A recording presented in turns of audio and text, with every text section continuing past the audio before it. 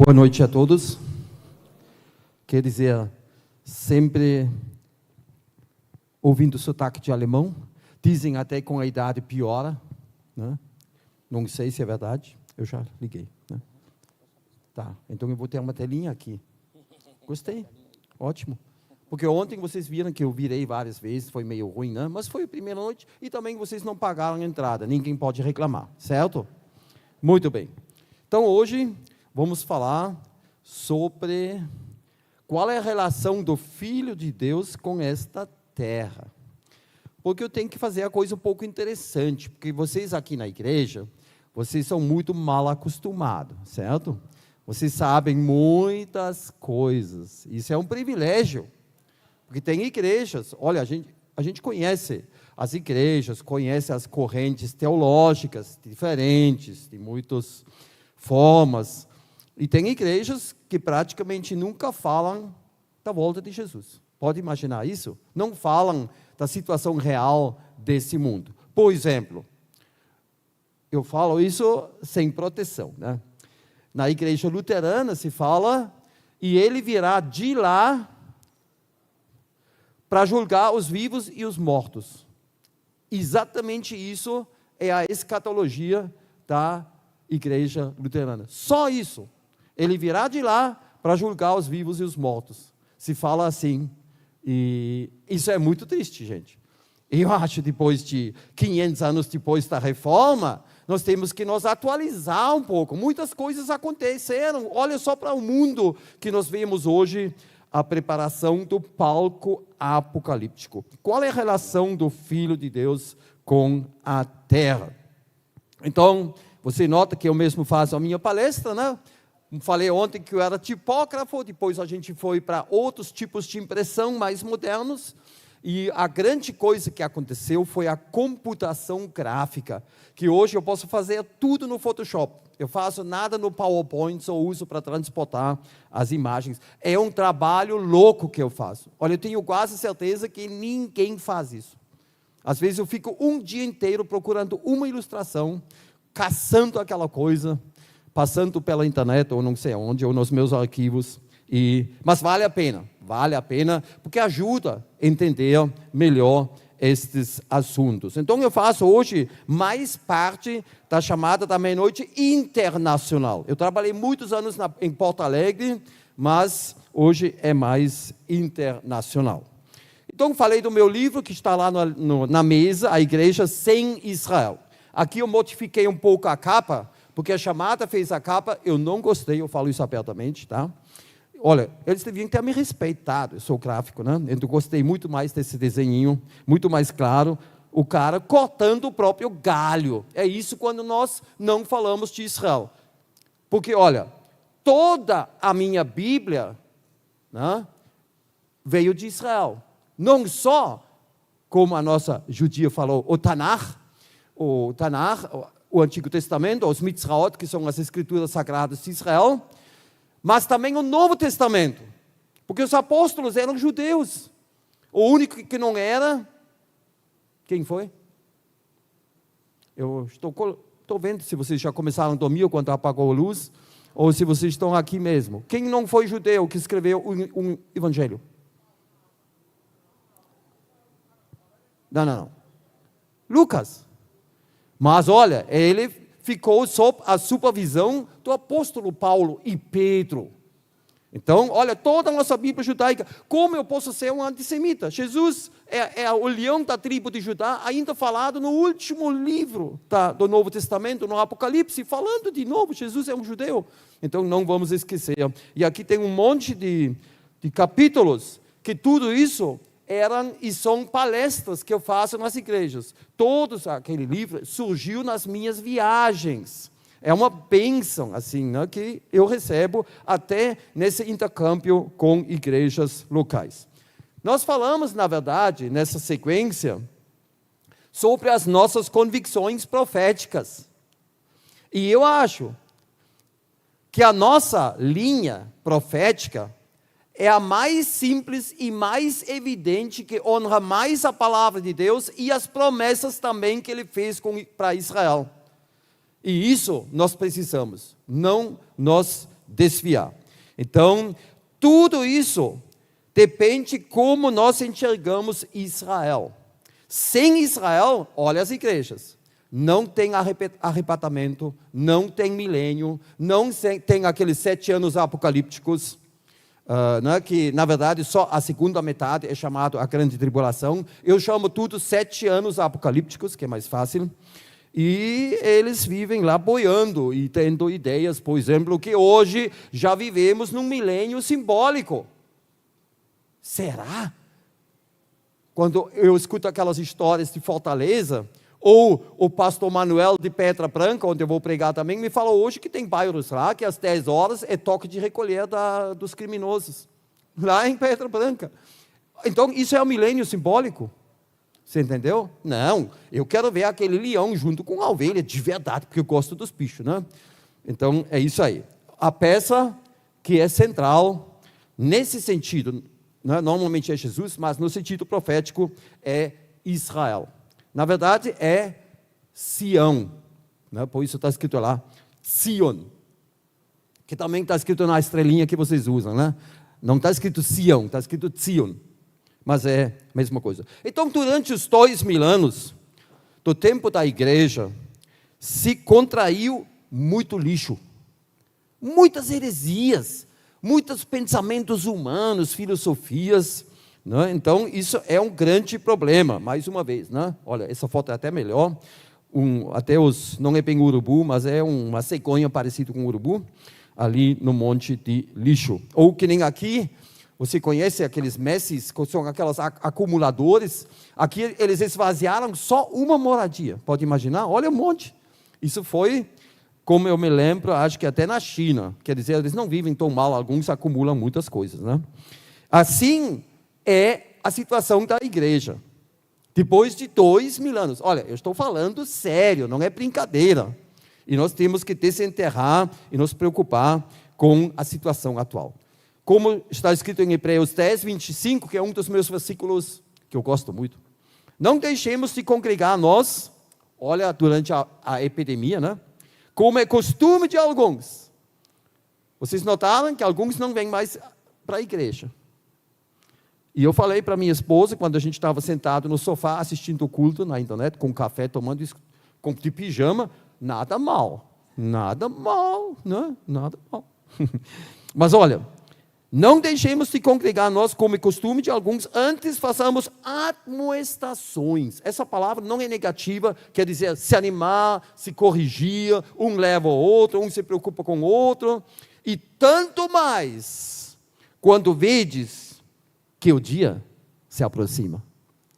Isso é um dos pouquíssimos versículos, eu vou desafiar vocês, me mostra mais versículos, um dos pouquíssimos versículos no Novo Testamento, dirigido à igreja, que diz que nós vamos ver algo. Então hoje, devemos olhar com muita atenção também para o mundo, o que está acontecendo. Temos assim, tanto mais confirmada a palavra profética, e fazeis bem. Aí a pergunta é, quem são esses fazeis? Quem é esse grupo ao qual o Pedro se dirige? Será que é a chamada da meia-noite? Será que são professores de seminários, especialistas em profecia? O que vocês acham? O que é esse fazeis bem em atendê-la? Quem é? Todos nós. E por que hoje tem tantas igrejas que não fazem isso? Que dizem, não, isso só causa problema, e briga, e divisão, e discussões. Não, nós temos tanto mais confirmada a palavra profética, fazeis bem em atendê-la, como a uma candeia que brilha em lugar tenebroso. Quer dizer, é algo bem firme, ilumina bem essa bagunça, essa confusão teológica que nós temos hoje. E olha o que Deus falou para o Daniel, 12:4, que é o final do livro de Daniel. Tu, porém, Daniel, encerra as palavras e sela o livro. Que, na verdade, você viu ontem, eu aprendi tipógrafo. Eu sei que na época do Daniel não existiam livros. O livro só surgiu 1000 anos depois de Daniel, 500 anos depois de Cristo. Assim, os primeiros tipos, assim, em forma de livros, mas ainda tudo escrito à mão. Quer dizer, aqui se fala somente do rolo de Daniel, do profeta Daniel, de 12 capítulos, naquela época não tinha mais do conteúdo. Até ao tempo do fim, muitos o esquadrinharão. Olha, eu não gosto muito dessas palavras, porque às vezes eu digo para minha esposa, Traude, o que significa isso? Esquadrinharão. Por que é tão complicado? Quer dizer, muitos estudarão. Eles vão estudar o livro de Daniel e o saber se multiplicará. Eu já ouvi pastores falar, já que tem traduções em português brasileiras que dizem a ciência se multiplicará. Aí eles falam de aviões, computadores, robôs, não sei o que hoje em dia. Olha, tudo bem, não é uma heresia falar isso, tá? Mas aqui, o problema é que a palavra ciência em português dá uma outra noção, porque aqui se fala do entendimento da profecia de Daniel, que começou na Babilônia e foi até a vinda gloriosa de Jesus, aquela pedra que vai demolir a estátua. Você lembra? Todos os impérios humanos e aquela pedra vai encher o mundo. Isso é o milênio, o reino de paz. Então, é muito importante que a Bíblia diz, no fim dos tempos, muitos vão estudar o livro de Daniel. Vai ser muito importante até nos 7 anos apocalípticos para os judeus. Muitos vão estudar Daniel, porque até Daniel já falou do anticristo. Vocês devem saber isso. E de muitas outras coisas importantes. Né? Já naquela época, em Êxodo 4:15, Deus disse, e vos ensinarei o que haveis de fazer. Não é o Tanakh, é a Torá. Você sabe, Torá são os 5 livros de Moisés. Eu gostei desse desenho, é muito lindo. Porque, olha, aquela Torá elevou Israel, escuta bem, acima de todos os povos desse mundo. Aquelas revelações de Deus lá no Sinai, aquele encontro do Deus verdadeiro com pessoas de verdade, falando com Moisés, elevou Israel acima de todos os povos. E é uma prova da existência de Deus. Porque, olha, os judeus estão ali até hoje. E a Bíblia diz que no fim dos tempos, Jerusalém será um cálice para tontear todos os povos. Quer dizer, no fim dos tempos, os judeus vão incomodar o mundo inteiro. E olha hoje, é bem isso. Até o homem lá em cima, no Brasil, se incomoda muito com os judeus. Muito. Você sabe. A Bíblia são informações incríveis. Você não acha essas informações em outros lugares. São revelações de uma outra dimensão, outra realidade. Eles vêm da eternidade, são atemporal, não estão ligados à nossa dimensão do tempo. Não vêm de extraterrestre, como o nosso Erich van Däniken, um alemão, falou, eram os deuses astronautas. Talvez você já leu esses livros, que é bem... Ele diz, não, ali no Monte Sinai, isso era um disco voador. Não, aquele barulhão, coisas brilhosas, era um metal e tudo isso. E olha, quando você pensa um pouco, até pode chegar a essa conclusão. Mas depois vem a mensagem que esses extraterrestres transmitiram e você vê que era o Deus de Israel. Não eram extraterrestres, era sobrenatural. É uma coisa diferente. Não existem seres extraterrestres, mas existem seres sobrenaturais, anjos ou demônios. É outra coisa. Finalmente, meus irmãos, diz o apóstolo Paulo, alegrem-se no Senhor. Na verdade, continuar escrevendo as mesmas coisas, vez após vez, a vocês não é cansativo para mim. Por isso, é para a segurança de vocês. Porque nesses dias, eu vou repetir algumas coisas. Agora, eu vou usar o apóstolo Paulo para me justificar, tá? Que é o importante, repetir as coisas. Espero que vocês não vão enjoar. Muito bem. E olha aqui em 1 Timóteo 3,15, lemos algo muito importante. Para que agora, pela igreja, a multiforme sabedoria de Deus seja conhecida dos principados e potestades nos céus. Vocês, como igreja, são um testemunho diante do mundo visível e invisível, para expressar aquilo que Deus nos confiou. Mas, se tardar, diz Paulo para o seu filho espiritual Timóteo, para que saibas como convém andar na casa de Deus, que é a igreja do Deus vivo. Agora, escuta o que nós somos. A coluna e firmeza ou fortaleza da verdade. Você entendeu a sua responsabilidade? Então, olha, não seja um ignorante, tá? Por favor. Eu falo o que eu penso, né? Não seja um ignorante. Você tem que refletir a sabedoria de Deus. Você faz parte da coluna da verdade. E isso é um esforço. E olha, hoje em dia, as pessoas não gostam de esforços mentais. Eu fico feliz mesmo. Quando eu ando no aeroporto, na rodoviária, assim, nas viagens, eu vejo alguém ler um livro. Porque todo mundo está grudado no celular. Olha, por isso, eu só comprei meio ano atrás o meu primeiro celular. Porque eu tenho uma negação, eu fico louco, até na mesa do almoço tem os celulares. Né? Parece que até lá a mulher manda uma mensagem para o marido. Para ele dar atenção para ela. Né? Você sabe do que eu falo. Eles já estão pensando, isso é sério, botar sinaleiras de pedestre, que não existe muito no Brasil, mas nos outros países, botar sinaleiros no chão. Por quê? O povo anda assim com o celular e bate nos postes, atravessa a rua, é atropelado. Olha, é assim. Né? Eu acho que isso é uma boa... E olha, até a câmera que nós temos no celular, de selfies, mostra a tendência hoje em dia, né? Mãe, eu estou aqui, todo mundo. Né? Sempre selfie, sempre a pessoa ali. É interessante, né? A Bíblia diz que as pessoas vão amar a si mesmo.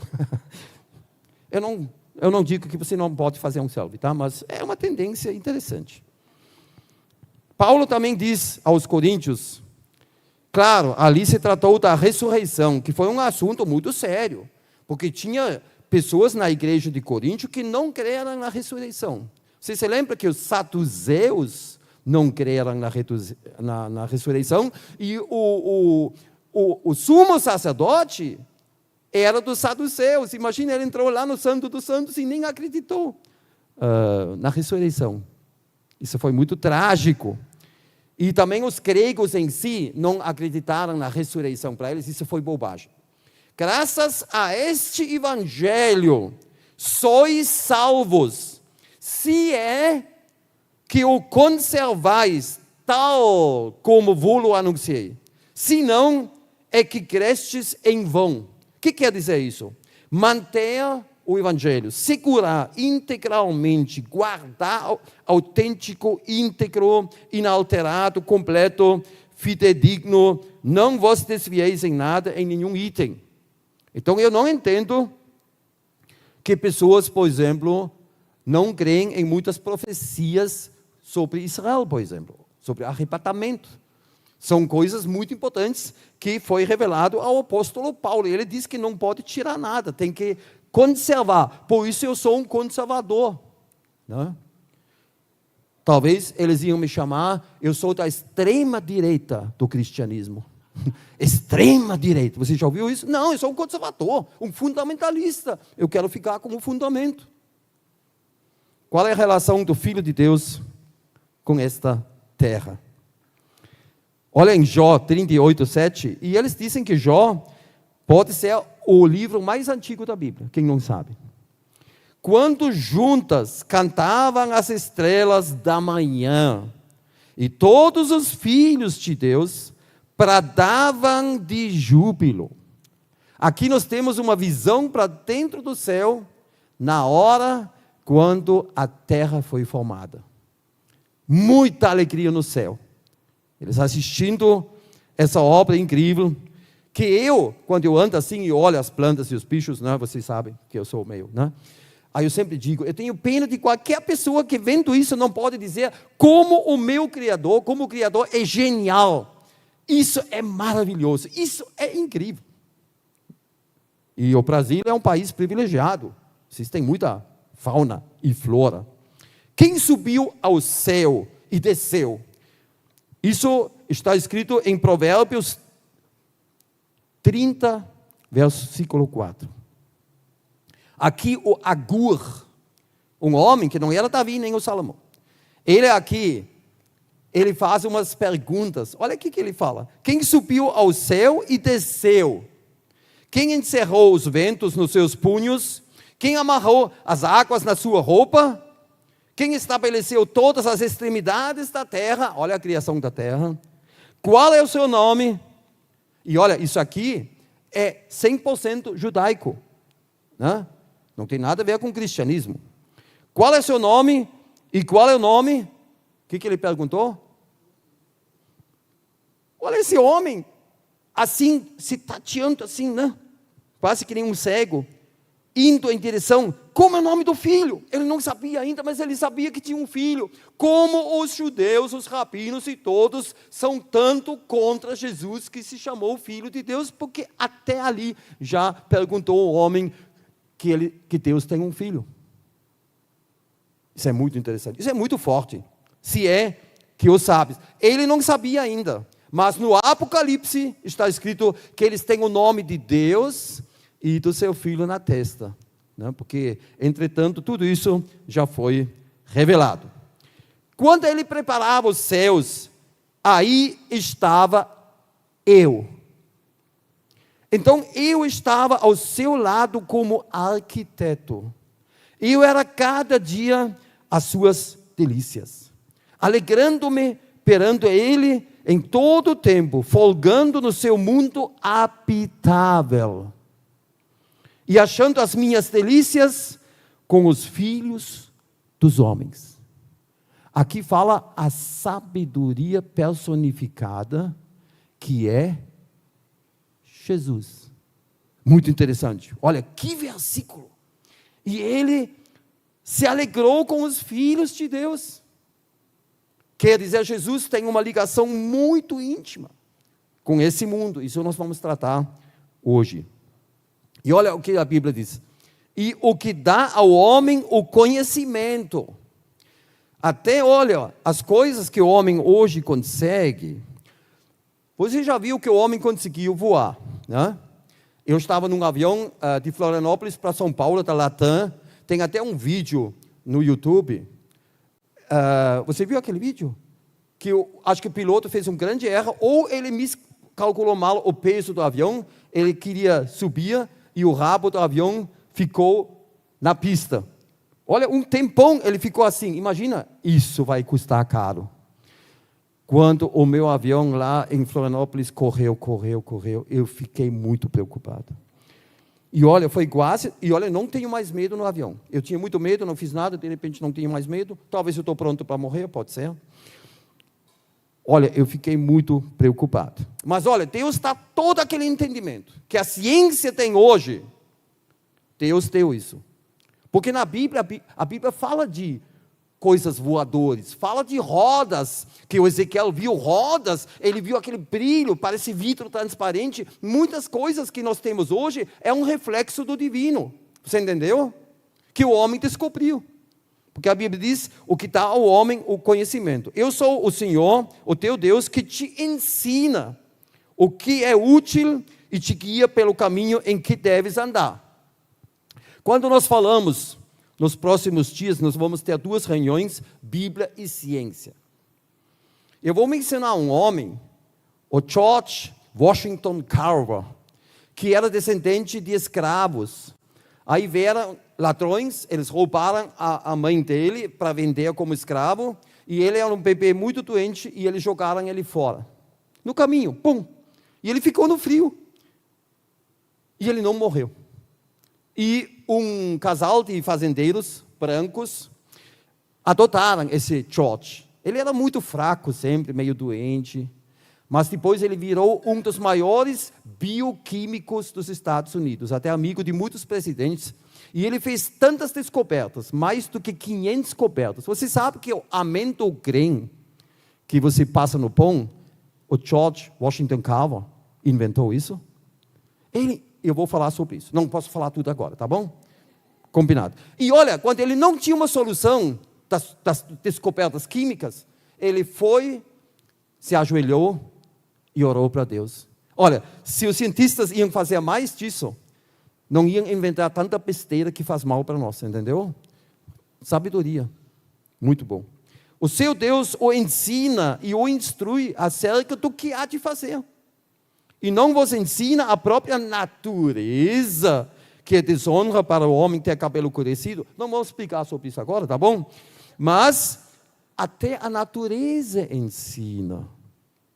Eu olho hoje as tendências modernas, não vou entrar agora em detalhes, né? Aí eu digo, nenhum bicho faz isso. É bem isso. Às vezes vemos na natureza a ordem de Deus. E olha, a Bíblia diz que através das coisas que nos rodeiam, o cosmo, a terra, o que nós achamos dentro da terra, tudo é um testemunho de Deus. O normal é que nós somos levados aos pés do Criador. E nós vamos ficar sem desculpa um dia. Porque a Bíblia diz claramente, se reconhece as coisas de Deus. Ele se manifestou aqui na terra, através da natureza. Só que ali, pensando nos indígenas, eles têm uma ideia do grande Espírito, mas o diabo tem um jeito para bloquear aquela visão. E aí eles têm mais do que 300 espíritos e a metade é hostil. A metade quer matar os Yanomami. Você pode estudar isso. Então, olha, dizer, não, isso é cultura. Que nada. Você quer saber o que é? Não fica bravo. Decadência. Eu estava lá. Eu estudei coisas de missionários, de antropologia, que eles fizeram os estudos. É isso aí. Então, eles precisam do Evangelho. Eles têm o direito de ouvir o Evangelho e dizer não, sim ou não. Porque o Evangelho será pregado até os confins da terra. Porque nele foram criadas todas as coisas nos céus e na terra, as visíveis e as invisíveis. Sejam tronos, sejam dominações, sejam principados, sejam potestades. Tudo foi criado por Ele e para Ele. Ele é antes de todas as coisas e nele subsistem todas as coisas. Tudo foi criado por Ele. Você entendeu? Jesus, quando você pensa no nosso cosmo, Jesus, através dele, tudo foi criado. E tudo foi criado para Ele. Então, olha, o mais lógico, o mais natural, o mais normal é que a criação vai em direção ao Criador. E hoje vocês veem, por causa do pecado, esse caminho é bloqueado. Olha, eu leio coisas sobre a evolução, muitas coisas, evolução. Eu só posso dar risada, sério. É uma loucura que eles creem. É uma loucura. Naquelas 2 reuniões vamos falar um pouquinho sobre isso, tá bom? Enquanto os sacerdotes e a liderança religiosa de Jerusalém não aceitaram Jesus, e rejeitaram, o diabo sabia muito bem quem Jesus realmente era e é. Por quê? Por exemplo, lá no outro lado do Mar da Galileia, em Gerasa, aquele endemoniado, você se lembra daquela história dos 2.000 porcos, né? Tudo isso, o homem que morou no meio dos túmulos, chamado muito perigoso, que é a mesma palavra que aparece quando Paulo fala dos tempos finais, que é muito perigoso. Só 2 vezes aparece no Novo Testamento. O cara andou pelado no meio dos túmulos, provavelmente com outro homem. Já tinha coisa ali, muito terrível ali. É um bom reflexo do tempo moderno. Ninguém conseguiu domar ele. Olha a juventude de hoje lá no mundo, é horrível. E nós temos muitos paralelos quando nós olhamos para aquele homem com o mundo de hoje. E olha, aqueles demônios gritaram, tu és o filho, e eis que gritaram dizendo, que temos nós contigo, filho de Deus. Aquilo que os fariseus, saduceus e os sacerdotes e os escribas não queriam aceitar, os demônios gritaram. Eles falaram, né? Vieste aqui atormentar-nos antes do tempo. Quer dizer, aqui é a autoridade máxima. Eles gritando para ele, sabendo quem era o Filho de Deus. Interessante. Porque assim diz o Senhor que tem criado os céus, o Deus que formou a terra e a fez. Ele a estabeleceu, não a criou vazia, mas a formou para que fosse habitada. Eu sou o Senhor e não há outro. Você quer saber uma coisa? Só tem vida na terra. Se você está namorando aquela ideia, mas aqui tem bilhões de estrelas, e realmente tem tantas estrelas como a areia do mar, lá fora, vamos falar sobre isso também naquela coisa da ciência. Não, mas tem possibilidade. Gente, tempo e água não dá vida. Tempo e água não dá nada. Você entendeu? Isso é uma ilusão, pensando, não, ali vai sair a vida. Que nada. E eles estão buscando planetas parecidos com a Terra. Olha, eu pego tudo isso. Isso é divertido. Isso é muito divertido. Por quê? Olha, eles acharam vamos falar de um outro, que falaram, porque eles sempre têm que trazer notícia. Aí eu fiz o cálculo, quando você viaja com uma sonda espacial com 52 mil quilômetros por hora, você pode fazer uma volta pela Terra inteira, mais um pedaço, em 1 hora, e você viaja. Tem planetas que eles falam que são parecidos com a Terra, você precisa 6 milhões de anos para chegar lá. Agora acharam muito perto, só 4 anos-luz. Pertinho, 4 anos, puxa. Sabe quanto tempo você leva? Com 52 mil quilômetros por hora? 85 mil quilômetros. 85 mil anos. Quer dizer, temos que levar homem e mulher, procriar naquela coisa espacial. E eu não sei de onde vem a comida e a energia para movimentar e fazer 85 mil anos. É um planeta super perto. Oi, vizinho, como vai? 4 anos-luz, 85 mil quilômetros. Você acha? Isso é tudo bobagem. Isso é tudo besteira. Então, olha, não fica namorando essas coisas. A Terra foi feita para ser habitada. Nós não somos, eu até fiz isso antes no hotel ainda, nós não somos ciganos na periferia do cosmos como Jacques Monod, um cara muito famoso francês, um bioquímico e um biólogo em especialidades, muito inteligente, o cara ganhador do prêmio Nobel, falou que nós somos ciganos na periferia do cosmos. Você quer saber? A Terra é o centro. Claro que gira e nós sabemos toda aquela cosmovisão, mas nós não somos ciganos. Sabe o que mais que ele falou? Ele falou o seguinte: o cosmo, que é surdo para a sua música, a música dos homens, dos humanos, para a sua música e seu interesse em respeito das suas esperanças, sofrimentos e crimes. O cosmo é surdo. Nós, na verdade, somos um produto acidental da natureza. Você entendeu? Essa é a visão desses caras, se chama nihilismo. É a esperança zero. Então, olha como a Bíblia diz, e eu vivia assim. Você se lembra do meu? Deixa-nos comer e beber, porque amanhã estaremos mortos. Como a Janis Joplin cantou, né? Vamos viver intensamente e vamos morrer jovem. E olha, eu tinha amigos que morreram jovens, com drogas, bebedeira, acidente de carro, acidente de moto. Eu gosto muito de moto, mas muitos anos eu não andei mais, certo? E também no Brasil, andar de moto é quase suicídio. Não me leva mal, né? Mas é verdade. Então eles dizem, a vida é sem sentido, sem significado. Isso é muito triste. Olha, e ainda bem que esses caras não vivem isso. Se os homens iam realmente viver isso, o nosso mundo seria muito pior ainda. Eles ainda se agarram e querem dar um significado no sem significado. Você entendeu? É a mesma coisa, você vai no meio do deserto com um aspirador de pó. Sério. Então, não é fácil. Olha, nós somos privilegiados. E olha o que a Bíblia diz. Pensa agora em Jesus, aquele arquiteto ao lado de Deus, que se alegrou com os filhos dos homens. Mas quando apareceu a bondade de Deus, nosso Salvador, e o seu amor para com os homens. Isso é muito lindo. O seu amor.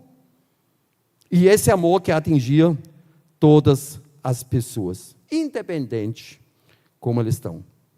O Verbo se fez carne e habitou entre nós. Isso é maravilhoso, porque Deus mesmo veio. É um amor incrível. Olha, o que Jesus sofreu, sério, e o que ele aguentou, isso foi muito sério. Foi incrível. E tudo isso por nós. Na casa de meu pai, isso já foi lido ontem, me lembro aqui no microfone. Na casa de meu pai há muitas moradas. Se assim não fora, eu vou-lhe teria dito. Pois vou preparar-vos lugar. E quando eu for e vos preparar lugar, voltarei. E vos receberei para mim mesmo. Para que onde eu estou, estejais vós também. Você pode colocar seu nome aqui agora. O seu nome. Sabe como você pode chamar isso? Amor. Jesus quer os redimidos para toda a eternidade no céu. Olha, quando eu falo toda a eternidade, não pensa em milhões de anos. Isso está muito errado. O estado eterno é atemporal. Não tem mais tempo. Entendeu? E isso ninguém sabe o que é. Por isso eu não discuto sobre essas coisas. Eu só sei que Deus é amor e Deus é justiça. Você nunca precisa pensar que Deus faz erros. O que acontece com uma criança que morreu antes de nascer? Não te preocupa. Deus é amor e é justiça. E Ele que faz as coisas, não foi você. E olha, a tradução em inglês diz: eu vou buscar vocês e levar vocês para casa. É um movimento, cuida bem. Jesus está no céu, Ele vem, pega nós e leva-nos no céu. Sabe como se chama isso? Arrebatamento. É lógico, é bem isso. Respondeu-lhe Jesus, esse versículo é muito pesado. Se alguém me amar, guardará a minha palavra, e meu Pai o amará. E nós viremos a Ele e faremos nele morada. Você já pensou um pouco sobre isso? Isso é incrível. Isso é incrível. É isso que o homem precisa. Senão o homem vira um animal. Olha hoje em dia. É bem isso que acontece. E com Deus, você é um homem.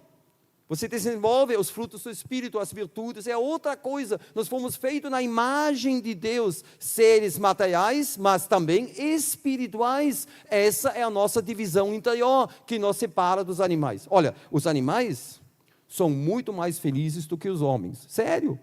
Olha, o homem faz coisa que os animais não fazem, coisas horríveis. E olha, ele fala, eu já citei antes, Pai, eu quero que onde eu estou, estejam também comigo os que me deste. É maravilhoso. Pense um pouco isso. Se nós estaríamos numa outra igreja, não vou falar a denominação, pelo menos alguém ia dizer aleluia, ou amém, certo? Porque isso é muito bonito, isso é muito bonito. Até eu como alemão, olha, o alemão nunca chora, não mostra muita emoção, mas isso me emociona. Isso é maravilhoso. Isso é amor. Quem é esse Jesus? Esse Jesus que morreu. E você se lembra, quando ele morreu, houve um terremoto. O véu do templo rasgou. Eu nem gosto da palavra véu, porque isso não era um véu. Olha, véu tem na minha casa, é um véuzinho, certo? Um véu. Aquele véu, lá no Santo dos Santos, era um tapetão. 20 metros por 10 metros de 10 centímetros de grossura. Isso não é um véuzinho. E você sabe que lá em Israel, eu não sei mais quantos quilômetros ao norte de Israel, no assentamento Itamar, mulheres estão fazendo esse tapetão para o templo. Eu tenho fotos disso. Eu não gosto de especulação, mas isso é real. Então, todo mundo sabia, quando aquele tapetão rasgou, isso não foi humano. E ainda de cima para baixo. E o sol escureceu. Por quê? Porque o Senhor do cosmos, do universo, estava na cruz. E Deus realçou toda essa importância com essas coisas fora dele, da natureza do cosmos. Foi incrível. E olha na cruz, você se lembra daquela plaquinha, certo? Que nós não entendemos muito bem. Mas aquela placa, cuida bem, aquele Yeshua Hanotzri Vu Melech, que é o rei, Ha-Yehudim, o rei dos judeus.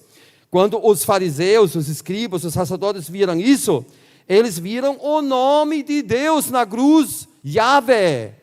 Aquilo que eu botei em vermelho ali, a primeira letra, Yahvé. E eles vendo aquele nome, eles assustaram. Como pode? Tira essa placa, por favor. Porque era o Yahvé. Eles, Zacarias 12:10 diz isso, eles vão olhar para mim, o qual eles traspassaram. E ali fala o Deus de Israel. E ele mostrou o seu poder, o Senhor do Cosmo, em Canaã. Quando ele transformou a água em, eu não sei, talvez para você é suco de uva, para mim é vinho, tá? E foi um vinho muito bom. Foi o mestre de sala que falou, não sou eu, tá? E eram 800 garrafas de 750 ml, ou 100 garrafas de 1 litro. Mas não é só para se embebedar, não. Eu acredito que esse casal era muito pobre, porque, olha, não pode faltar isso aí num casamento judaico. E a Maria se meteu demais, apesar que as mulheres se metem muito, né? Você sabe. Mas ela se meteu porque eu acredito, e todo mundo fala isso, ela era parente. Era parentes que casaram. É a única explicação por que ela falou, tudo que ele faz, vocês vão fazer. Começou a mandar, né? Faz favor. Eu acredito que Jesus tem um presente de casamento. Aquele vinho, o melhor do mundo, valia muito. E eles venderam depois muitas garrafas, ou muito e tinha uma caderneta de poupança. Você entendeu? Foi um presente de casamento, foi muito legal. Eu acho. Ou quando Jesus falou, de repente, olha, pensa, ele tinha 33 anos. Escuta, você está aqui e um jovem ao seu lado com 33 anos fala exatamente isso. Pois assim como o Pai levanta os mortos e lhes dá a vida, assim também o Filho dá vida a quem Ele quer. Olha, se alguém ia falar isso ao meu lado, eu ia dizer o seguinte, esse cara é doido. Ele é louco. Ou ele é Deus. Você entendeu? Pensa naquela época, pensa um pouco o que ele falou. E as pessoas ouvindo isso e vendo ele falando. E para eles acreditar isso, ele chamou o Lázaro. O Lázaro, as irmãs ficaram bravos com Jesus. Porque eles mandaram um mensageiro e ele não veio. Porque Jesus, de propósito, ele deixou passar 4 dias, porque depois de 4 dias, os judeus acharam que uma ressurreição seria impossível. Só Deus. Só Deus. E ele gritou Lázaro. E, escuta, ele estava fedendo 4 dias, num clima desse. O que aconteceu naquele momento? Eu não sou místico, mas vamos imaginar, o espírito de Lázaro voltou. Quer dizer, Jesus era o dono disso, que tem a chave da morte e da vida. Ele voltou, e todas as moléculas de fedor, né? Tipo, aqui na praia, quando nós viemos hoje, né, irmão? Tem aquele fedor, não muito bonito para os turistas aqui em Fortaleza, né? Todo aquele fedor sumiu. E aquele Lázaro todo enrolado, tipo uma múmia do Egito, veio pairando até a entrada do túmulo. Aí falou, vão tirar, né? Vão tirar tudo. E o Lázaro estava ali inteiro. Eu dou a vida a quem eu quero. Talita cumi. Ou aquele filho da viúva em Naim. Isso existe até hoje, lá em Israel. Ele mostrou. Por que ele fez isso? Ele não ressuscitou todo mundo, ele não esvaziou, não pode dizer cemitério, mas aquelas cavernas, aqueles túmulos, não. Para mostrar, na hora, eu tenho isso aqui a Bíblia diz, olha, em verdade vos digo que quem ouve a minha palavra e crê naquele que me enviou tem a vida eterna e não entra em juízo, mas já passou da morte para a vida. Que não é a morte física, a morte espiritual que é muito mais importante. E para provar isso, Jesus muitas vezes fez algo visível para provar o invisível, que ele tinha poder sobre isso. Para vocês sabem que o Filho do Homem tem poder de perdoar os pecados, levanta-te e leva a tua cama. Todo mundo viu.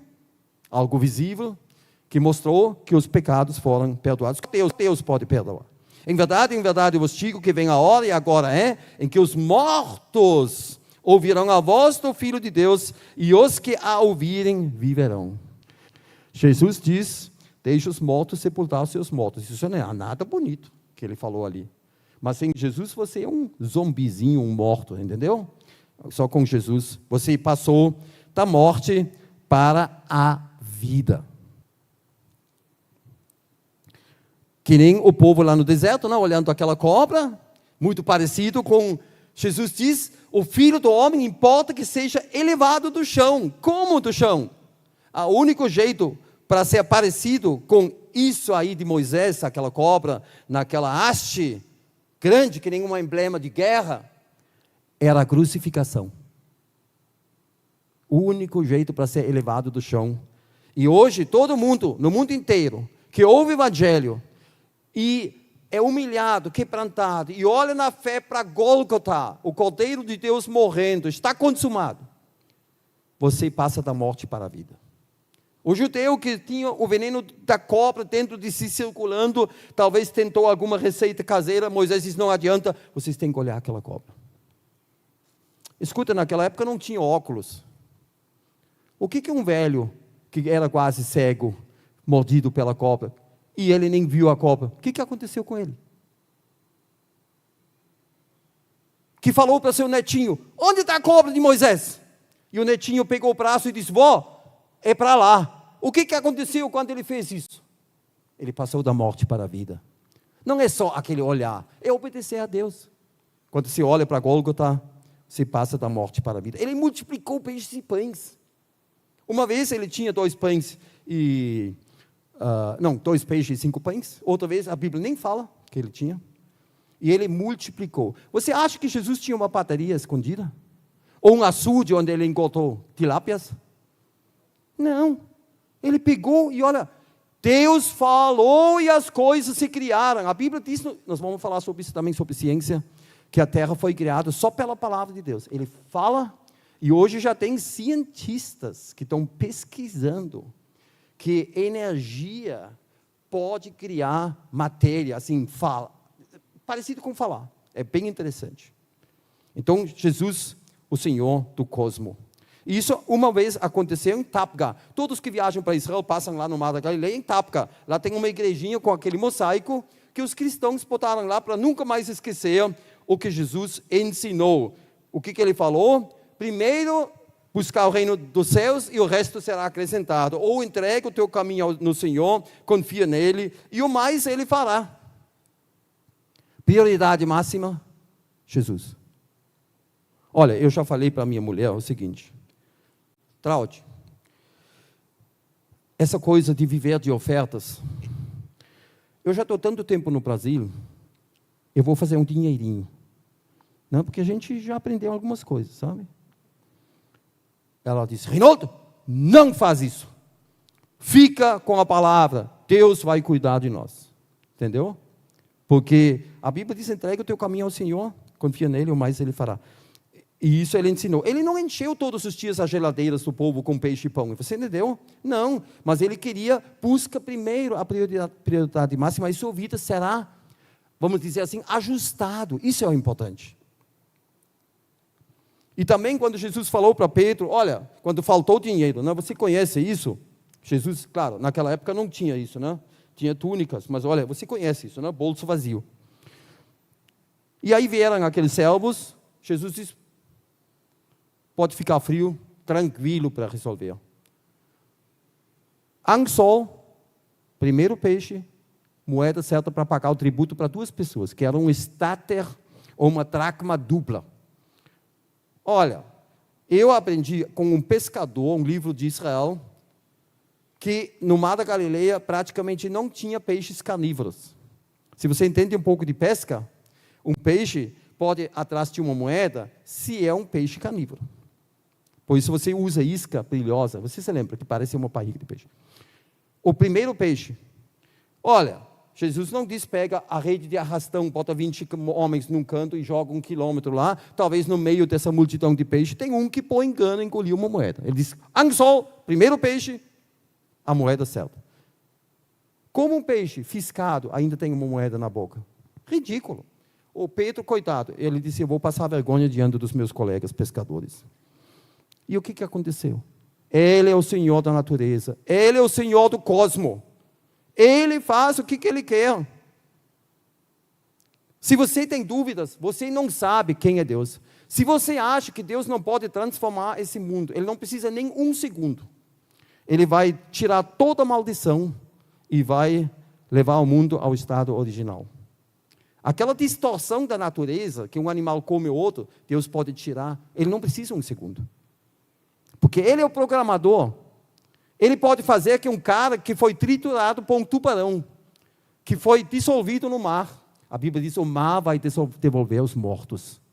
Cada átomo, cada molécula, Deus sabe tudo. Porque se você quer hoje pegar um homem e transportar ele, teletransportar, como na Guerra das Estrelas, não sei o quê, Star Trek, Enterprise, né, o cara está aí, aí ele aparece em outro lugar. Você tem que botar uma etiqueta em cada átomo do seu corpo. E provavelmente você vai morrer quando você despedaça o corpo desse jeito. Você entendeu? Você precisa um arquivo de informações tão grandes para só pensar nisso. E Deus faz isso, ó, assim. Eu acho que muitos cristãos que têm dúvidas sobre certas coisas, que nem os amilenaristas, eles não sabem como Deus é grande. Eles não sabem. Porque Jesus é onisciente. Ele diz para Jesus, tu sabes todas as coisas. Jesus é onipresente, é isso que eu estou convosco todos os dias. E Jesus tem toda a autoridade no céu e na terra. Nunca esquece isso. Quando você pensa na FUNAI, com tribos, problemas, que no momento tem problemas. O Benoni falou isso, meu filho. Jesus está acima. Nunca esquece isso. E olha, Jesus é onisciente. Ele falou, longe ele olhando, os ricos botaram uma ofertinha, ele disse que isso é só da sobra. Aí veio uma velhinha tremeliquinha, vamos pensar assim, né? Enrucadinha. E ela botou lá, talvez fez um barulhinho, não sei se fez um barulhinho. E Jesus falou de repente assim. Ela botou tudo que ela tinha em casa. Como ele sabia disso? Ele não foi lá e disse, olha, senhora, por favor, abre a sua... 2 lepton, que era a menor moeda de cobre. E ela falando, é tudo que eu tenho em casa. Não, ela não falou nada. Jesus de longe disse, ela deu tudo. Ele conhece o seu coração. Não pense que não. Agora você não precisa ficar com medo, porque Deus não exerce pressão. Ele não ameaça. Ele atrai com laços de amor. Até quando a Bíblia diz que os judeus deviam botar aqueles fios na roupa, né? Eu espero que aqui na igreja você sabe o que é isso, que o pastor Nogueira já falou sobre isso, sobre os tzitzit. Quando você fotos, ou você vai para Israel, você vê que tem pessoas que têm aqui uma abertura na camisa, e eles têm uma camiseta por baixo, e ali tem os fios que vão para fora. E no meio tem um fio azul, como Deus mandou fazer no livro de Moisés. Foi isso que a mulher tocou, aquela mulher com aquela hemorragia. Ela tocou naquele tzitzit. E Jesus, na hora, reagiu. Aí eles falaram, olha, o povo está te empurrando, que bobagem é essa que alguém te tocou? Mas Jesus sentiu que alguém o tocou diferente. Sabe, botar a mão no tzitzit, você não sente nada. Isso é uma coisa fora. E até a Bíblia diz aqui, que eles juntaram todos os enfermos nas praças, rogando-lhes que os deixasse tocar ao menos na orla da sua veste. Muito ruim, traduzido. Isso é tirar o judaísmo da Bíblia, sabia? Não era orla, era o tzitzit. E quando a tocaram, saíram curados. Porque era para olhar o tzitzit e se lembrar de Deus. E eles fizeram isso e Deus confirmou. E isso mostrou o poder de Jesus. Ele deu aquelas leis. Ou, como está escrito em Salmo 107, 28, e ele os livra das suas angústias, faz cessar a tormenta, de modo que se acalmam as ondas. Então eles se alegram com a bonança. Ele acalma o mar. sossegai. Conhece, não? É isso. Jesus falou. E os discípulos disseram, quem é esse? Quem é esse? Ou, em João 9:8, o que dá ordens ao sol, e ele não nasce. O que sela as estrelas, o que sozinho estende os céus, e anda sobre as ondas do mar. Você se lembra que Jesus fez e o Pedro tentou? É Deus. É Deus, é a divindade que foi escrito aqui em Jó. Jesus fez tudo isso. Pergunta. É meio mudando de tema, mas é junto, você vai ver. O que falta para o arrebatamento? Por que ainda estamos aqui? Porque eu falo agora do amor do Criador pelos homens. Tá? O que falta para o arrebatamento? Não tenha medo de responder. Eu não vou dar risada quando você fala uma coisa engraçada. Eu fico feliz que eu noto que você está prestando atenção, tá bom? O que falta para o arrebatamento? Me ajuda. Qual é o critério do arrebatamento? Tem uma coisa. Sinais não tem, mas tem um critério. Porque será que você ainda não foi santificado o suficiente? Se é isso, nós vamos ficar mais milhões de anos aqui. Sério. Olha, porque isso é a visão do amor. Quando Paulo diz que ele quer apresentar a igreja sem rugas e falhas, gente, se eu espero por isso, mas Deus, no seu amor, através de Jesus, Ele olha para você, você é santificado, lavado, reconciliado com Deus, e você tem certeza da salvação. O que falta para o arrebatamento? Porque não quero, irmãos, que ignoreis esse mistério, para que não sejais presumidos em vós mesmos, ou enganada na sua própria inteligência, que veio endurecimento ou cegueira espiritual, em parte a Israel, até quando? Aí vem uma expressão interessante, até que haja entrado a plenitude dos gentios. Olha, essa palavra é muito importante, porque é profético. O que é a plenitude dos gentios? Que só Deus conhece. Porque, olha, Deus sabe tudo. Olha, Deus sabe se vou deixar cair esse papel ou não. Eu não sei ainda o que eu vou fazer. Deus já sabe. Por isso, nunca deve fazer confusão entre onisciência e predestinação. São duas coisas muito diferentes. Deus pode trabalhar com isso, por isso muitos não sabem quem é Deus. Plenitude dos gentios é um número X de salvos de todo mundo, e quando esse número entrou na igreja, vai fechar, aí vem o arrebatamento. Também, não pensa, depois ainda vai ter salvos, porque não pensa que agora todo mundo foi salvo, acabou a festa. Não, não é bem assim, mas a época da graça, a época da igreja, a habitação do Espírito Santo, de uma maneira muito especial, que veio em Pentecoste, está aqui. Você não precisa ser uma igreja pentecostal. Língua fiada, entendeu?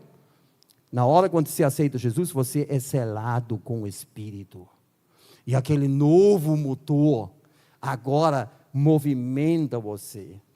Isso é maravilhoso. Eu pratiquei muito tempo windsurf. Windsurf, primeiro você tem que ficar na prancha, que é complicado. Depois você tem que pegar a vela, tem que saber dirigir, tudo bem. Aí quando você pega aquela vela, bota ela para cima, e agora o vento entra e você dá um soco, e você tem que cuidar que você não é catapultado para não sei para onde. É maravilhoso a dinâmica do vento, sem motor, sem barulho. Assim o Espírito Santo nos movimenta. Você tem que mostrar isso com a sua vida, que você tem esse motor na sua vida. Que você não é um carrinho de mão de pedreiro que tem que ser empurrado. Meu pai, quando era um hippie, ele falou para mim, tu é um carrinho de pedreiro. É feio quando se fala isso em alemão, porque você é um preguiçoso. Hippie, né? Hakuna Matata. Hakuna Matata. Né? É aquela coisa. Não. Eu sei de pastores, quando eles buscaram o povo com carro, o povo veio, quando não buscou, não veio. Sabe? Tipo assim. Então, Deus quer ver. Eu tenho pessoas na parentela que eu estou orando muito para ver aquele motor novo na vida deles. A plenitude dos gentios. Isso é muito bonito. O tempo final é muito marcado pela salvação dos gentios. Aqui Deus não fala dos judeus. Apesar que nós conhecemos judeus renascidos, certo? Mas a prioridade máxima de Deus é a plenitude. Sereis minhas testemunhas até os confins da terra. Quando eu vou lá no Noa tem o barulho dos bugios, que é um macaco. Tem bandos lá, e quando eles gritam, parece um avião voando. E lá não tem mais carros, não tem moto, não tem nada. Você está quase no fim do mundo. E até o evangelho hoje corre lá. Isso é maravilhoso. Esse evangelho será pregado no mundo inteiro. E olha, pode ser, de repente, quando alguém é batizado, aqui estamos no sul da Bahia, onde o Brasil foi descoberto, em Santa Cruz Capralha. Aqui nós estamos na Mata Medonha, que é uma reserva de índios, onde eu preguei nessa ocasião, e o pastor Expedito, que é uma igreja batista, que virou uma batista bíblica, ele está batizando alguém. Pode ser que isso aconteça e a plenitude dos gentios foi preenchido. Pum! Qual é o critério do arrebatamento? Sua santidade? É a salvação das pessoas. Prioridade máxima é a evangelização. Nunca se esquecem isso. Não fica fritando no molho, juntando conhecimento, que é bom, e vocês são uma igreja privilegiada. Importante também é ser ativo.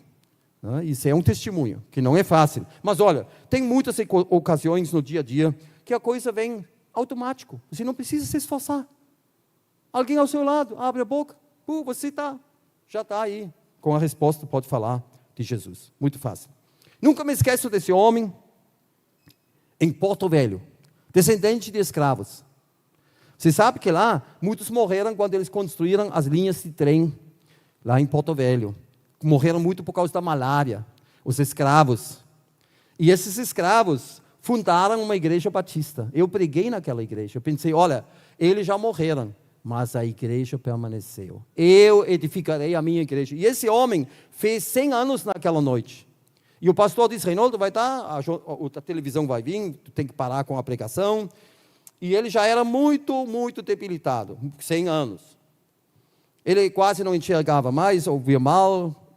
E aquela repórter enrolou, encheu a linguiça, falou com os outros filhos e tal. Aí ela veio com o microfone e perguntou, o que o senhor passou naqueles 100 anos? Conta um pouco. Eu aceitei Jesus como meu Salvador. Ela enrolando. O que o senhor pode contar para nós? Eu aceitei Jesus como meu Salvador. Aquele velhinho não sabia mais muita coisa, mas ele falou isso, o mais importante na vida. Eu tinha um vizinho rico, lá em Blaufelden, que eu mostrei ontem, que era um vendedor de porcos, muito rico. Ele se enforcou com 85 anos na escada da sua casa. Ele disse para mim, quando eu visitei ele, tudo que eu tenho ainda é esse cachorro, que era um poodle marrom cego. Eu pensei, Reinaldo, graças a Deus, tu nunca vai chegar a esse ponto com Jesus. Isso é maravilhoso, pensa nisso. E pensa nas suas decisões, na sua vida. Olha, eu gostei muito dessa Katharine von Drachenberg. Drachenberg significa montanha dos dragões. Ela era, como se diz, que trabalhou com tatuagens. Tatuadora? Muito. Dora, é mulher, né? Talvez não tenha feminino. Devia ter, hoje em dia, né? Tá. E ela era espírita, muita coisa sombria, uma bruxa, um monte de coisa ruim. E ela tatuou as celebridades de Hollywood. Muito famoso, a Katharine von Drachenberg. Ela aceitou Jesus. Se deixou batizar. Eu tenho a foto no meu arquivo, lá nos Estados Unidos. É muito bonito. Imagina, afundou nas piores coisas E Deus trabalhando aquele amor pelos homens e tirou ela. Ainda almas estão sendo salvas. Você entendeu? Deus não demora, Ele quer que ninguém se perde. E olha, até o Jim Carrey, eu não estava bem certo. Você se lembra da máscara? Era um maluco. Olha, ele fez caretas, ele treinou muito, o cara foi muito bom. Mas ele sentiu um vazio horrível na vida, sendo um palhaço das pessoas. Ele aceitou Jesus. Isso é sério, gente, isso não é brincadeira. Ele aceitou Jesus, ele está sendo discriminado agora, eles zombam dele. Mas olha, aqui diz, Hollywood, o ator de Hollywood, Jim Carrey, prega o amor e o perdão dos pecados em Jesus, até aos membros de gangues e aos ex-inmates. O que é isso? Alguém pode me ajudar? São os moradores junto com ele, assim, né? Eu acho. Então, muito bonito. Jim Carrey. Eu nunca me esqueço, uma vez em Porto Alegre, veio uma cantora rock, a Nina Hagen, e ela cantou no Chicantinho. Nós fomos lá para distribuir folhetos, e quando ela passou dentro de um ônibus, eu gritei em alemão, também tu, Nina, precisa de Jesus. Mais tarde eu li, ela escreveu um livro, Meu Maior Amor é Jesus. Ela aceitou Jesus como seu Salvador mais tarde. E ela era muito maluca. Você tem que ver as fotos, tipo punk, muito louco, com cabelo e roupa. Olha, e de Sião se dirá, este e aquele homem nasceram ali, e o próprio Altíssimo a estabelecerá. O Senhor fará, que será pregado em muitas línguas dos povos, para que alguns nascem ali também. Quer dizer, espiritualmente, você faz parte agora como um cidadão de Sião. Aqui a Bíblia fala da salvação. Olha, isso aqui, eu fundi várias Bíblias e línguas, tá? Talvez você não ache bem assim na sua Bíblia, mas quando se pega todo o contexto, é isso que é expresso. Nascer em Sião, esse aspecto judaico é tirado hoje em dia, mas faz parte. Porque de Sião sairá o libertador. E eu acho essa foto linda, é um tipo de pomba da Ásia, lá tem coisas muito bonitas, e ela está com os 2 filhotes embaixo das asas. Aquele que não conheceu o pecado, ele o fez pecado por nós, para que nele fôssemos feitos justiça de Deus. Nele. É a palavra mágica nas cartas de Paulo. Nele. Você é perfeito. Nele, só nele você foi escolhido. Certo? Nunca esquece isso. Só quando você entra. O que quer dizer a plenitude dos gentios? É aqueles, quando a plenitude dos gentios haja entrado. Entrado aonde?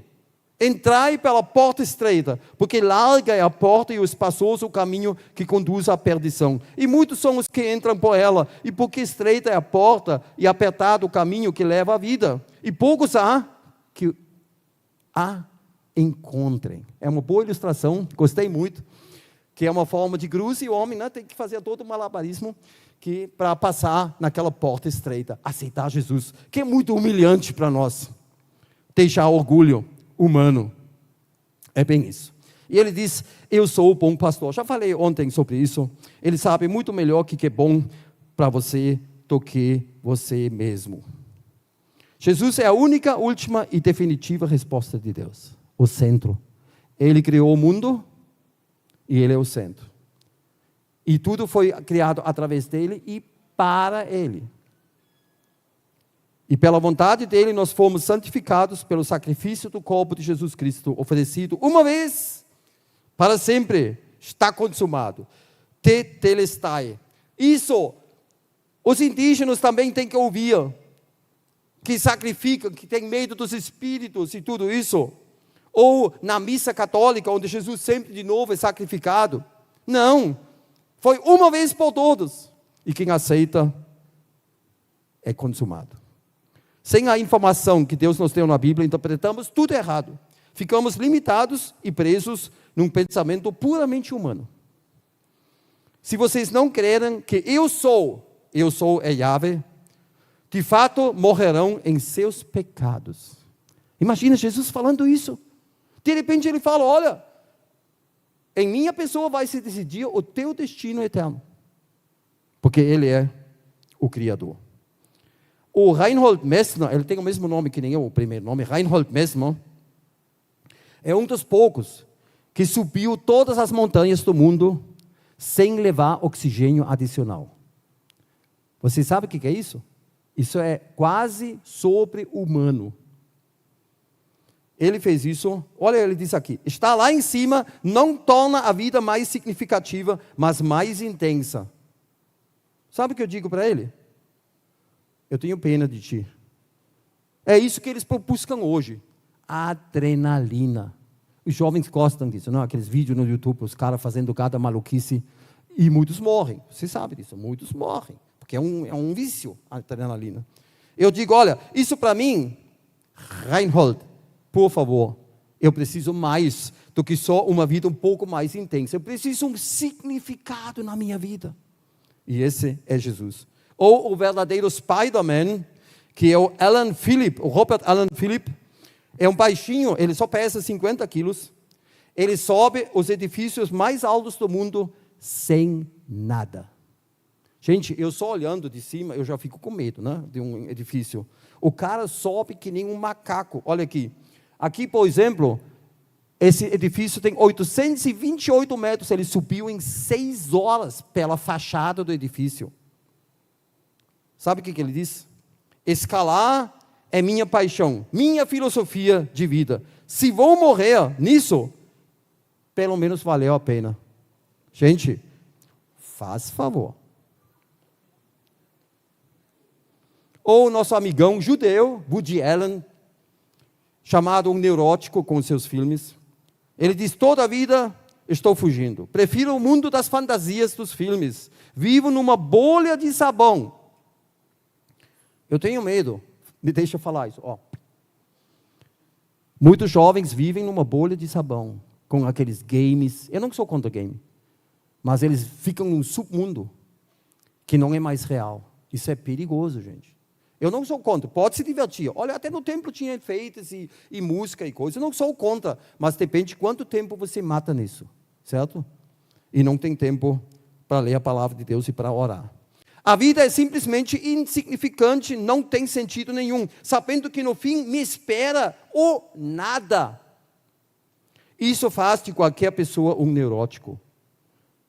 O judeu fala, no fim me espera nada. Gente, aí eu fico mais triste ainda, porque o judeu foi privilegiado. Na verdade, cuida bem, o judeu tem mais facilidade para aceitar Jesus do que os gentios, se ele é verdadeiro. Vocês pesquisam nas Escrituras e são elas que testificam de mim. Jesus falando do Velho Testamento, eles teriam mais facilidade. Ou o nosso Robin Williams, que se suicidou, porque tinha uma doença, assim vamos dizer, terminal. Eu estava convicto que a pior coisa na vida seria morrer completamente sozinho, mas não é. A pior coisa na vida é chegar no fim cercado de pessoas que te dão a sensação de que você realmente está sozinho. Sabe o que é isso? Depressão absoluta. Eu vou garantir uma coisa. Com Jesus, você nunca vai falar isso. Isso é terrível. Ou o Cristiano Ronaldo, sem futebol, a minha vida é nada. E você sabe, ele junto com o Messi, eu devia ter colocado isso aí. Eles mostram a bandeirinha Free Palestine. Você vê que esses jogadores de futebol que você adora, às vezes são burros para valer. Mas burros mesmo. Eles são muito bons no futebol, mas o resto das vezes é uma catástrofe. Ganhar o mundo e perder a alma. Olha os carros do Ronaldo, né? Os carrões que ele tem na garagem. O que vale ganhar o mundo inteiro e perder a alma, não esquece isso. Sem Deus é um grande engano. No começo você é novo demais para aceitar Jesus, depois você está muito namorando, muito ocupado, você casa, tem filhos. Imagina, na minha casa, com 7 filhos, era um criador de filhos. E ali, às vezes, olha, sério, a coisa ficou feia. Eu falo isso. Às vezes eu falei umas coisas para minha esposa, naquele nervosismo, né? Falei coisas feias, ela virou o rosto e chorou. E eu pensei assim, cara, Sério, isso foi vergonhoso agora. Mas já que meu pai, por exemplo, ele nunca pediu perdão. Meu pai era um alemão cabeça dura mesmo, entendeu? Sabe o que Jesus faz? Que você pede perdão. Uma coisa que eu nunca ia fazer. Mas eu aprendi a ficar sensível, diferente, com Jesus. Ele transforma. Isso é muito bom. Muito ocupado, depois na carreira profissional, não pensa em Jesus. Depois você é um esclerosado, velho demais, não sabe mais nem o seu nome. E depois é tarde demais. É isso que o diabo quer. Ou a vida passou que nem um filme e você vai para o inferno. Qual é a relação? A Bíblia diz que ele vai voltar para aquilo que é seu. E todo olho o verá. Gente, isso é muito mais do que você pensa. Aí eu acho que o cristão, ele não sabe da dimensão disso aí. Aqui, o céu vai se conectar na terra de novo. Eu não falo do céu, eu falo de Deus. Isso vai se conectar de novo. Ninguém sabe como isso vai ser maravilhoso. E o que vai acontecer numa fração de segundos com toda essa terra. Ora, o último inimigo a ser destruído é a morte. A morte, antes da queda não houve mortes. Não tinha homens da caverna. Não vem com esses papos de evolução. A morte não é normal. E eu notei isso quando eu não era crente. Quando eu pensei na morte, eu sofri. Eu até pensei que o sol um dia vai apagar em 5 bilhões de anos. Me incomodou. 5 milhões de anos é muito longe. Mas eu pensei nisso e, olha, eu fiquei com medo da morte. Assim, isso me incomodou. É isso que Deus colocou no coração. E Ele enxugará os seus olhos. Ele vai tirar toda lágrima, não haverá mais morte, nem haverá mais pranto, nem lamento, nem dor, porque já as primeiras coisas são passadas. Aí vem as perguntas, eu vou me lembrar disso e aquilo, dos meus parentes, vou reconhecer. Você não sabe como vai ser tudo isso. Ninguém sabe o que é isso na verdade. Ali não haverá mais maldição, nela estará o trono de Deus e do Cordeiro, e os seus servos o servirão. Vai ser maravilhoso. E falando do arrebatamento, aqui, na verdade, é Isaías 40, 31. Isso, para mim, é o arrebatamento. Porque subirão com asas como águias. É muito estranho que Isaías escreveu isso. E isso vai acontecer um dia. Quando você aceita Jesus, vamos falar bem simples, eu não tenho isso agora ilustrado, mas eu uso isso. Você se transforma de um ônibus em um avião. Os dois têm janelas, têm motor, andam com rodinhas, né? Às vezes, quando eu estou no avião e ele vai na pista para subir, eu digo, puxa, até as pistas no Brasil têm problemas, né? Aí, quando ele chega, uma Boeing assim, chega até que velocidade? Me ajuda. Qual é a velocidade que ele tem que ir? Mais ou menos, um número redondo. 250. Depende do peso, do modelo. O Jumbo vai precisar mais, tudo bem. De repente, aquele ônibus, parece um ônibus, ele está ali, pum, pum, pum, pum, pum, pum, com rodas e tudo. E eu lá esperando, né? Levanta o nariz, por favor, levanta o nariz. Porque para mim, cada vez é um milagre. Um avião cheio de pessoas, cheio de malas. E os que os brasileiros agora arrastam na bagagem de mão, é uma loucura. Porque eles não querem pagar as malas. Tudo lá dentro. E aquela coisa levanta, é um milagre. E a Bíblia diz, nós um dia, agora você é um bumbum no chão, igual aos ímpios. Mas você, na verdade, já foi projetado bem diferente. Você vai subir com asas, com águia. Quero terminar com isso. Obrigado pela paciência. Olha, também parabéns para... Isso eu posso chamar de teatro ou vocês têm outro nome?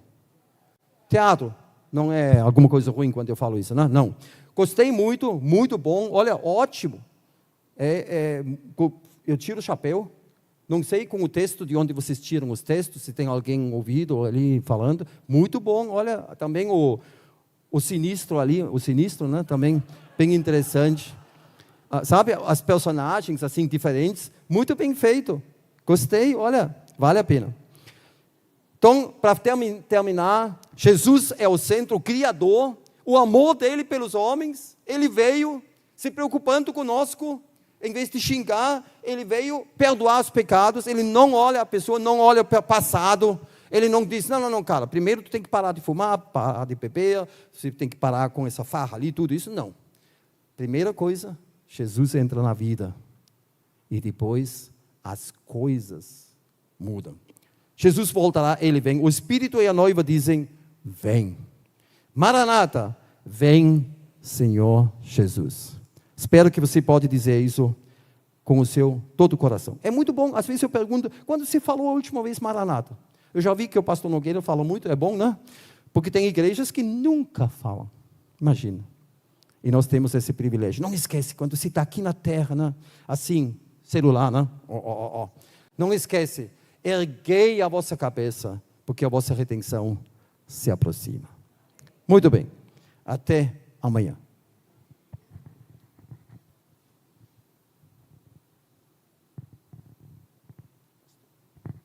Ok. Vamos orar para encerrar, agradecendo a Deus por esse tempo tão bom. E, pastor Rodrigo, o senhor falou lá para a Nina, lá no Nina Hagen. Quando a gente foi para Roma, e fomos lá no Vaticano, e a guia disse, olha, fique olhando para a janela que o Papa pode aparecer, e vocês dizem, salve Papa. Aí eu combinei com o pessoal, se ele aparecer, ele diz, Papa, só Jesus Cristo salva. Ele não apareceu. Tudo bem. Pai querido, nós te damos graças por essa noite tão especial, podemos ver esse teu programa abençoado, em que tudo é planejado pelo Senhor e realizado no seu devido tempo. Louvamos ao Senhor e que essa mensagem possa realmente reverberar em nosso interior, possa fundamentar nossa fé, nossa confiança, nossa esperança. E quando dizemos Maranata, é a nossa esperança no nosso encontro com o Senhor. Te louvamos em nome de Jesus, abençoa a nossa comunhão e também o retorno aos nossos lares, depois também a continuidade da nossa EBJ, em nome de Jesus. Amém. Gostou da